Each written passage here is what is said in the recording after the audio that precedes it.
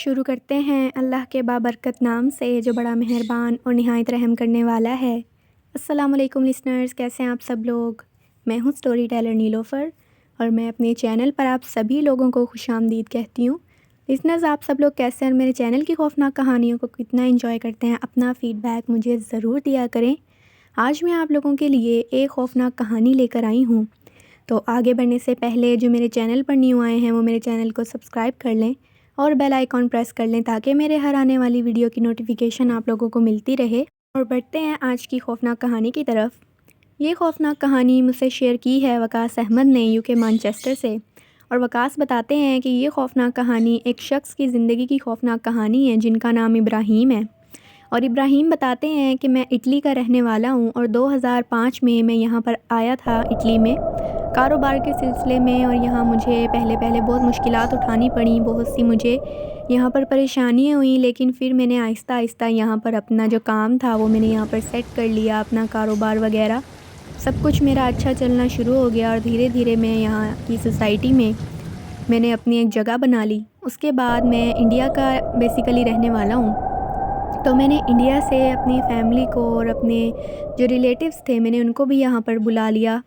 اور اس کے بعد جب یہ واقعہ میرے ساتھ پیش آیا تو یہ واقعہ کچھ اس طرح میرے ساتھ پیش آیا کہ مجھے بہت زیادہ شوق ہے ایکسپلور کرنے کا، الگ الگ جگہ کو ایکسپلور کرنے کا۔ تو جب بھی ویکینڈ آتا تھا، جب بھی مجھے کام سے چھٹی ہوتی تھی، مجھے چھٹی وغیرہ ملتی تھی، تو میں جو جگہ ہوتی تھی وہاں کی اٹلی کی کافی جگہیں تو وہ میں ایکسپلور کرنے نکل جاتا تھا، اور میں اکیلے ہی جاتا تھا ایکسپلور کرنے کے لیے، ساتھ میرے کوئی بھی نہیں ہوتا تھا۔ تو ایک دفعہ ایسے ہوا کہ وہاں پر ایسٹر ویکینڈ تھا اور میں نے سوچا کہ میں کسی جگہ کو ایکسپلور کرنے جاتا ہوں اس دفعہ، کوئی نئی جگہ ہو۔ تو میں نے گوگل پر سرچ کیا، اور جب میں نے سرچ کیا تو مجھے ایک علاقے کا مجھے پتہ چلا، اور وہ جو علاقہ تھا وہ بہت اچھا تھا دیکھنے میں۔ وہاں پر ایک پرانا چرچ تھا اور ایک پرانا قبرستان تھا، بہت قدیم قبرستان تھا وہ، اور ایک گاؤں بھی تھا وہاں پر چھوٹا سا۔ تو مجھے وہ جگہ دیکھنے میں مجھے بہت اچھی لگی، تو میں نے سوچا کہ میں یہیں پر جا کر ایکسپلور کروں گا اور یہاں کیمپنگ بھی کروں گا۔ تو جب میں نے یہ اپنا فیصلہ جو تھا یہ میں نے کر لیا، تو جیسے ہی جمعے کی نماز میں نے پڑھی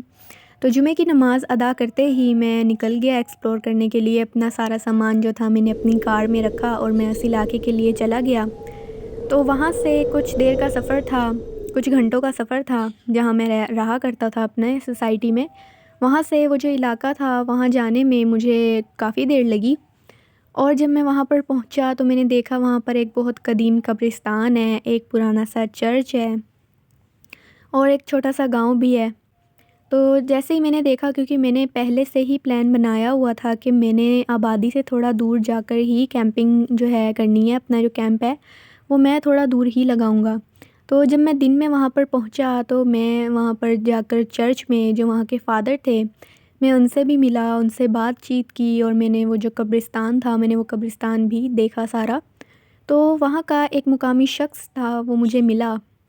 اور وہ جو مقامی شخص تھا وہ مجھے کہنے لگا کہ آپ میری بات سنیں، آپ اگر یہاں پر رہنا چاہتے ہیں تو آپ لوگ گاؤں میں آپ رہ سکتے ہیں آ کے، لیکن اس علاقے میں آپ مت رکیں، اور اگر آپ نے جانا ہے تو آپ شام ہونے سے پہلے یہاں سے نکل جائیں، کیونکہ رات کے وقت اس قبرستان سے گزرنا بالکل بھی مناسب نہیں ہے۔ تو اچھا اور بہتر یہی ہے کہ آپ اگر یہاں رکنا چاہتے ہیں تو آپ ہمارے گاؤں میں رکیں، اور اگر نہیں رکنا چاہتے تو آپ یہاں سے اسی وقت چلے جائیں۔ تو جیسے ہی میں نے اس کی یہ بات سنی میں بڑا حیران ہوا، اور مجھے بڑا تجسس بھی ہوا کہ یہ مجھے کیسی بات کر کے گیا ہے کہ یہاں پر رکنا مناسب نہیں ہے، ایسی کیا بات ہے بھلا یہاں پر۔ تو میں نے اس کو کوئی جواب نہیں دیا، میں نے کہا ٹھیک ہے میں چلا جاؤں گا یہاں سے۔ تو لیکن اپنے دماغ میں یہی سوچ رہا تھا کہ شاید یہاں پر کچھ ایسا ہے جو ایکسپلور کرنے میں مجھے مزہ آئے، تو میں یہاں پر رک کر دیکھتا ہوں کہ کسی کو بس پتہ نہ چلے کہ میں یہاں پر رکا ہوا ہوں۔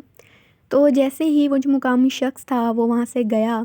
اور رات کا وقت ہو چکا تھا، میں وہاں سے واپس نہیں آیا اپنے گھر، اور میں وہیں رکا رہا۔ جیسے ہی رات ہوئی تو میں نے سوچا اپنے کیمپ سے نکلا میں، اور نکل کر میں اس قبرستان کی طرف جانے لگا، اور میں یہ خیال رکھتے ہوئے جا رہا تھا ادھر ادھر دیکھتے ہوئے کہ کوئی مقامی شخص جو ہے وہ مجھے نہ دیکھ لے کہ یہ ابھی بھی یہیں پہ ہے۔ تو جیسے ہی میں اس قبرستان کے پاس، ابھی میں اس کے بہت قریب نہیں پہنچا تھا، میں ابھی تھوڑا دور ہی تھا اس قبرستان سے، تو اس قبرستان کے اندر سے مجھے بہت زیادہ خوفناک آوازیں آنے لگیں، بہت زیادہ چیخ و پکار کا ایک سلسلہ وہاں شروع ہو گیا۔ تو ابراہیم بتاتے ہیں کہ جب میں نے یہ آوازیں سنی، چیخ و پکار کی،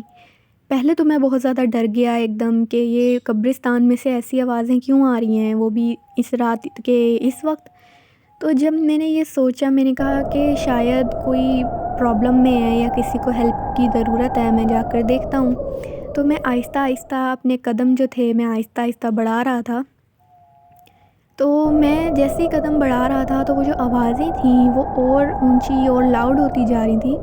اور ایسے ہی لگ رہا تھا جیسے کوئی بہت تکلیف میں ہے، 3-4 لوگ ہیں جو بہت زیادہ تکلیف میں ہیں اور وہ چلا رہے ہیں جیسے کوئی مدد کے لیے وہ بلانا چاہ رہے ہوں کسی کو۔ میں بہت زیادہ پریشان بھی ہو گیا کیونکہ میرے ساتھ پہلے کبھی ایسا واقعہ نہیں پیش آیا تھا۔ تو جیسے ہی میں اس قبرستان کے پاس پہنچا، اس کے گیٹ کے پاس، تو جیسے ہی میں نے اندر دیکھا تو مجھے، کیونکہ وہاں بہت زیادہ اندھیرا تھا، بہت تاریکی تھی وہاں پہ، تو میں نے اپنے موبائل کی ٹارچ جو تھی وہ آن کی، اور جیسے ہی میں نے موبائل کی ٹارچ آن کی اور میں نے اندر جب جھانک کے دیکھا تو قبرستان میں بالکل درمیان میں، مطلب مجھ سے تھوڑا ہی دوری پر 3-4 عورتیں کھڑی تھیں، اور وہ عورتیں نہیں تھیں، وہ کوئی غیر مرئی مخلوق تھیں، وہ چڑیلیں تھیں جو وہاں پر کھڑی ہوئی تھیں، اور ان کے جو چہرے تھے وہ بالکل ایک جیسے تھے، اور بالکل خون آلودہ چہرے تھے ان کے، اور ان کے جو ہاتھ پیر تھے وہ بھی بالکل الٹے تھے، اور ان کے بال جو تھے وہ بھی بہت لمبے تھے، اور وہ جو آوازیں مجھے آ رہی تھیں وہ آوازیں وہی چڑیلیں نکال رہی تھیں، اور جب وہ آوازیں نکال رہی تھیں میں بہت زیادہ ڈر گیا ان کو دیکھ کر، کیونکہ ان کے چہرے بہت خوفناک تھے، بہت خون آلودہ چہرے تھے ان کے،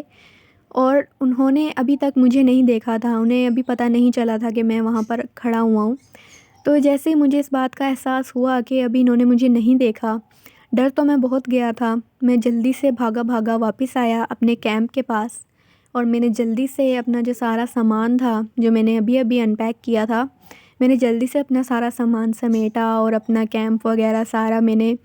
دوبارہ سے گاڑی میں رکھا، اور میں کار میں جلدی سے واپس آ گیا اپنے گھر، اسی وقت واپس آیا، اور وہ جو آوازیں تھیں چیخنے چلانے کی، رونے کی، وہ آوازیں مسلسل آ رہی تھیں، اور اسی طرح آ رہی تھیں جیسے میں نے پہلے سنی تھی۔ لیکن مجھے یہ نہیں پتہ کہ جب میں واپس آیا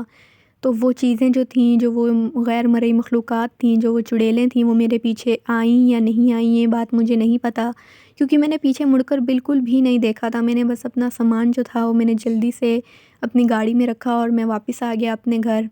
اس کے بعد میں کبھی بھی ایسے کسی دور دراز علاقے میں دوبارہ ایکسپلور کرنے کے لیے نہیں گیا، اور اس کے بعد اس واقعے نے میرے ذہن پر بھی بہت اثر کیا، میں بہت ڈسٹرب رہا، کافی عرصے تک میں بہت زیادہ اس چیز سے خوف کھاتا رہا، ڈرتا رہا جو میں نے وہاں پر دیکھا تھا، اور اب میں بالکل ٹھیک ہوں، لیکن ابھی بھی جب بھی مجھے وہ چیز یاد آتی ہے، وہ جو غیر مرئی مخلوقات میں نے دیکھی تھی، جب وہ مجھے یاد آتی ہیں تو میں بہت زیادہ خوفزدہ ہو جاتا ہوں۔